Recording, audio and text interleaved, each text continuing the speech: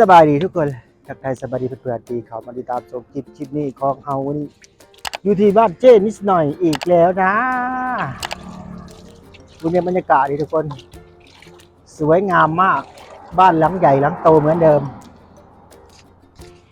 อยู่กับเจ้นิดหน่อยบ้านหลังใหญ่หลังโตเหมือนเดิมวันนี้พี่น้องปองไปป้าบ้านใหญ่วันเจ้นิดหน่อยทุกคนตั้งไงเลยก็สวยงามเลยมั้ยเนาะจัดใหม่จัดใหม่งามเลยเนาะบรรยากาศดีเลยถูกป้าสั่งปีเดียวนึงได้ปีเดียวนึงไม่ได้ค่ะถูกต้องเพื่อนหลังใหญ่บ้านเจ้นิดหน่อยรวยเกินสั่งปีเดียวสำเร็จนี่เลยธรรมดารถกระ2-3 คันในปีเดียวเยอะเกินรวยเกินรถมอไซค์ผมเป็นรถยนต์เด็กเช็คเข้ามาใหม่ได้ไหมมาเบิ่งไหมเช็คมาใหม่ได้เดี๋ยวเขาไปเบิ่งนี่กระตาของควันกับห่ออะไรได้ไหมขักอะไรทุกคนจะได้นายสิพารีวิวนี่เริ่มห่อใหม่แล้วบริถ่ายโดนว่ามีแบบนี้เนาะนี่เริ่มห่อใหม่ใช้แบบใหม่ฮะนี่นะนี่งามแบบนี้ฮะนี่โชว์เนี่ยเช็ดเท่าไรเนี่ยเช็ด1เท่าไรกระตาหนึ่งเพิ่นยังบริราคากระชีรัก3ขึ้นบ่จักนี่ขักอะไรตัวนี้เนาะมันมีอย่างต่างๆแบบสไตล์ลาวสไตล์ลาวสไตล์หัตถกรรมลาวพี่เนาะงามขนาดเนาะนี่เสื้อดอกไม้กะเสื้อดอกไม้ก็เริ่มมีแล้วพี่น้องมีแล้วผู้ใดสนใจที่นั่นมันเกิดแฟนซื้อให้แฟนอีกแล้วที่เฮาที่นี่จะไปซื้อแหละสิเอาเงินเฮายากหลายนี่เค้กก็มาใหม่เข้าใหม่โอ้ขักอะไรเค้กเข้าใหม่เต็มตู้เนาะขักอะไรนี่แนะนำเลยนี่เค้กมะพร้าวอันนี้เกล็ดมะพร้าวนี่แซ่บได้หอมได้นี่เป็นเกล็ดนี่แห้งแซ่บหอมลำเลยช่วงนี้ช่วงทุเรียนเนี่ยทุกคนถ้าเจ๊ดีหน่อยเอาทุเรียนมาขายสิซื้อซอยบ่เมื่อวานนี่เขาเอามาฝากอ้ายกินแล้วบ่กรอบแซ่บกรอบนอกนุ่มในพี่น้องไม่ได้กินจนตั้งช่วงขึ้นแต่ว่ายังบ่ทันได้สะใจปานใดบ่ค่ะผู้ใจดีเพิ่นซื้อให้กินอยู่นี่ลูกหน่วยใหญ่ๆลูกใหญ่ๆพี่น้องถ่ายอยู่ได้นี่ได้ถ่ายอยู่เด้อว่าFC ฝากให้ได้โอนมาได้2,000โอนมาได้2,000รอจาก FC จากฝั่งไทยโอนมาให้ว่าซื้อกินแบบจุกๆเลยนี่หน่วยใหญ่ๆผู้ใหญ่ๆมักบ่ขอ 2,000 ได้บ่ฝากด้วย FC บ่ซีฝั่งไทยบ่ฝากถึง FC ฝั่งไทย2,000 เด้อ 2,000 บาทไม่หน่วยจะได้มากินเรียนนี่เพิ่นบ่ลืมถอดกระเจทุกคนถอดกระเจกันมั้ยแล้วก็ยืมชี 2,000 ขอจาก 2,000 ดีทุกคนซื้อน้ำใส่จอกอันส่วนตัวชวนทุกคนมาเลย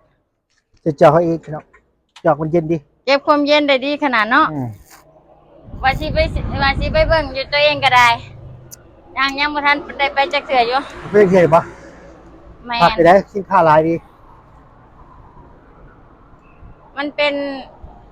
บ่ได้อยากหล่อได้นี่ฮะจักเป็นหยังมันเป็นน้ำบ่มีเงินบ่ยังบ่มีเงินปานใดหั่นนะช่วงบ่มีเงินไปแล้วก็บ่อยากหล่อคนบ่เยอะอันนี้ไปเนาะมันมีเงินแล้วก็ดองๆเนาะมีเงินห่าวอยู่แล้วเนาะห่าวดองได้คนเฮาเนาะ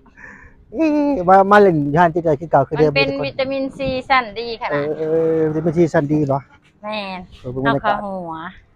FC หัว FC แนมทุกคน FC แนมมาแล้วก็หัวยังเขาว่าถ่ายคลิปทุกคนเลยแต่ก็อยากเขาทุกคนเป็นยังเขาบ่แคร์หัวทำไมทุกคนทุกวันนี้ทำไม่แคร์แล้วทุกวันนี้ถ่ายคลิปอย่างเดียวโอ้โหเจอหน่อยเขาไม่ธรรมดาจริงๆเลยช่วงนี้งานมี FC ฝั่งไทยฝากเงินมาอยู่ปะยังมีคออยู่นี่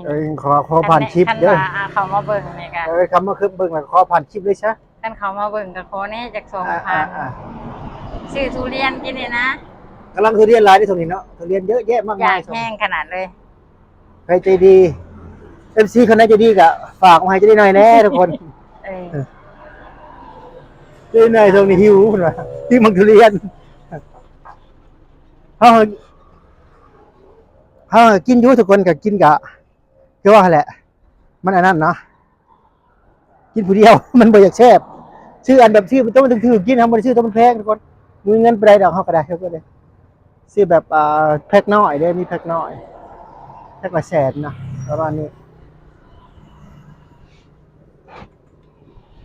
แต่ว่าเขาว่าบ่ให้กินกับอันนั้นได้ทุเรียนบ่ให้กินกับ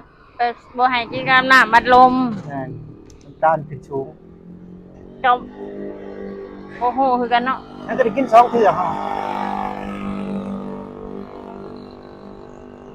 บ่อยากกินหลายพี่น้องเอ้ยมันแพงมันมีเงินซื้อมันมีเงินซื้อมันแพง โม โอ้ เมนต์ ช่างก็งามเลยทุกคนเพิ่นจะดีหน่อยมีฮอดช่างเลยทุกคนสายไฟก็หลายพี่น้องเอ้ยแต่บรรยากาศเฮือนนี่สวยงามเลยนะพี่คนพี่น้องบรรยากาศบ้านหลังใหญ่หลังโตมากเลยพี่น้องเศรษฐีเท่านั้นที่จะสร้างได้บ้านหลังใหญ่ขนาดนี้นะส่วนเราไม่ใช่เศรษฐีก็อยู่ตู้ไปก่อนทุกคนนะ ดำเนินการระบอ ฮะ เงื่อนหาเริ่มดำเนินการระบอหรือว่าชื่อเก็บไว้ก่อน ซื้อเก็บไว้ซื่อๆแหละเราจะเอาเมียแน่ทุกคนจะเห็นเฮือนจะเอาเมีย จะเชียวอันใดก่อนเนาะเอาเสื้อละยาง เพื่อนก็อยากได้เมียก็อยากเอาจังซี่จังไดพี่น้องเลยก็จิตใจอยู่ตัวนี้จะสิเอาเมียให้ได้ก่อนพี่น้องเท่าเลย เพื่อให้คอยเฮ็ดดำลังเฮือน แม่ก็คอยเฮ็ดน้ำล้างก็ได้ แม่น เอาแล้ว สิเอาเมียให้แล้วก่อนเมื่อใดมีข่าวดีสิมาแจ้งอีกทีอีกบัดหนึง บัดเอาเมียผัดอันเงินให้เมียเบิดได้สาได้สิได้มีเงินเฮ็ดเงิ จะบ่ได้เฮ็ดอีก นี่สิเลี้ยงเมียกลุ่มบ่ได้เอาเมียกลุ่มน้องเอ้ย จักสิเอาทางใดดีเนาะ เออ จักสิเอาทางใดก่อนเนาะ จังสิเลี้ยงเมียกลุ่มหรือบ่ เออ เอาเมียก็ได้พี่น้องเอ้ยอย่าเลี้ยงเมียบ่กลุ่มก็พอพูด กุ้มบ่กุ้มก็ อืม แล้วแต่เมีย แต่เมีย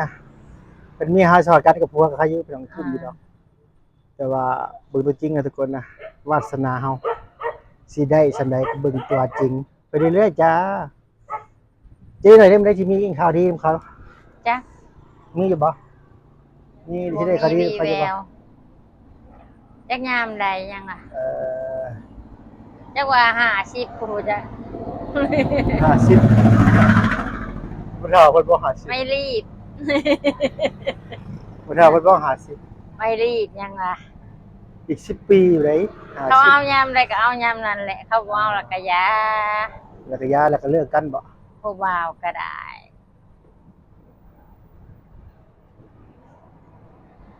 ผู้บ่าวฟังไทย คุณมาใหญ่ทุกคนรถบรรทุกนี่พี่น้องรถจากฝั่งไทยนี่พี่น้องคนวันนี้เราทุกจากฝั่งไทยคนในช่องเอินมาไปบ่อคำไปบ่อในช่องอะไรสารเคมีหลายดีทุกคน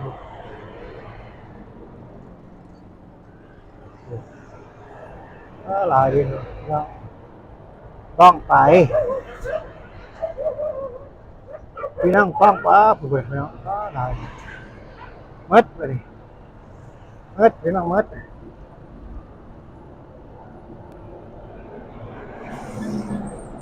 อันนี้รถเบียดรถไทยกับรถเบียดเลยทุกคนกันติ้งติ้งทุกคนลายเลยพี่น้อง คือรถหลายเนาะข้ามปานนี้รถยังหลายอยู่เนาะ รถลายรถเยอะแยะมากมายจ้าพี่น้องวันนี้มาถ่ายคลิปกับเจดินหน่อยพี่น้องลงคลิปทีละ2เทื่อช่วงนี้ลงคลิปทีละ2เทื่อบ่ได้คอยมีเวลาถ่ายคลิปปานใดเนาะ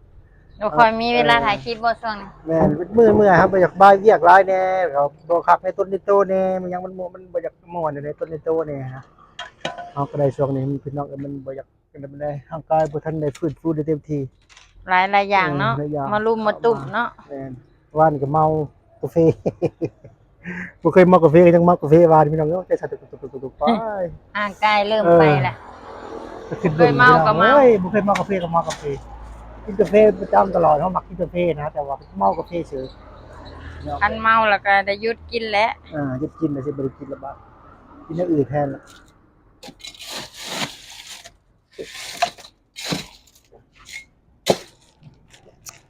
อ้าว เก็บ แนว บรรยากาศอยู่หั่นจิได้หน่อยให้ทุกคนมันกันคือเก่านี่ทุกคน ว้าวสำหรับคลิปนี้ก็4-3นี่นะทุกคนเนาะมันยังไงมากมายเอาเองก็ถ่ายคลิปอยู่หั่นเจนิดหน่อยเหมือนเดิมพี่น้องยามแรงๆเก็บบรรยากาศยามแรงๆให้ทุกคนได้เบิ่งในกัน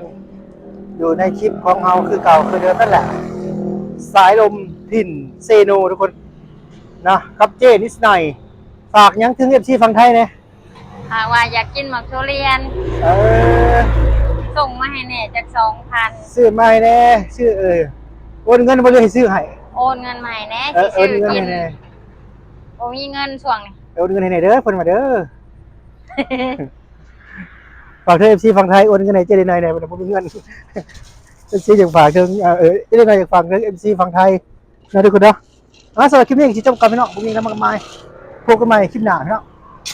บ๊ายบายสำบายดีบ๊ายบายเจ้บ๊ายบายทุกคน